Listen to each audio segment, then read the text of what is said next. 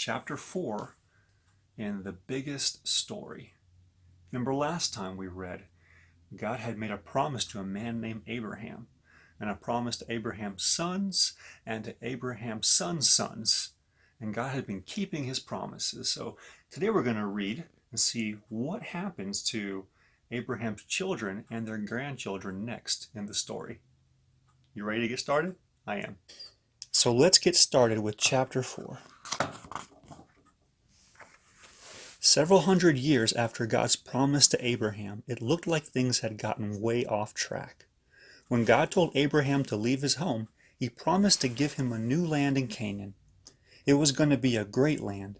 It was supposed to remind God's people of the garden they once had. It would be sweet and refreshing with plenty of milk and honey. But Abraham and his sons never really possessed the land they were promised. And now it was 400 years later, and they were slaves in Egypt. Look at the little bumblebee. It's cute. How Abraham's family got to Egypt is a long story, but here's the short version. They went to Egypt because there was a famine in Canaan. And when they got to Egypt, Jacob's sons found their long-lost brother Joseph, who helped them get food and a place to live, even though he was there because his 10 older brothers had been jealous and sold him into slavery after they almost killed him because of his fancy coat. I told you it was a long story.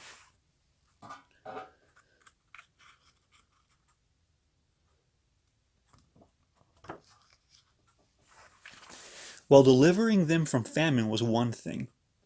That's when Israel's family was still pretty small. Israel, by the way, was Jacob's new name. I guess everyone needed 2 names back then. But hundreds of years later, the family was huge. How would God save a couple million people from slavery? It's not like he could just turn to the Nile River into blood and send frogs and gnats and flies and disease and boils and hail and locust and darkness and death until the king of Egypt let them go. Actually, that's exactly what God did. Can you see the different plagues that God sent? Locusts, frogs, gnats, bees, the Nile turning into blood. Wow. And God raised up Moses to deliver his people. But in reality, God did all the work. He sent the plagues. He led the people with fire and cloud. He made the sea to turn dry land so the Israelites could walk through. And he turned the dry land back to sea when the Egyptians tried to cross over. It seemed that no matter what the Israelites did, or what everyone else did to them, God always found a way to save his people.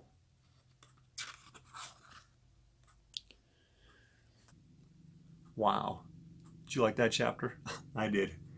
Isn't that awesome that God not only kept his promises to Abraham and his children and his grandchildren, but he also used all of his power to save them again and again and again, every time they were in trouble.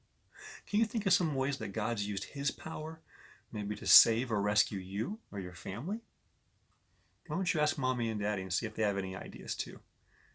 Love you guys, miss you, and Lord willing, we'll read chapter 5 together soon. Bye.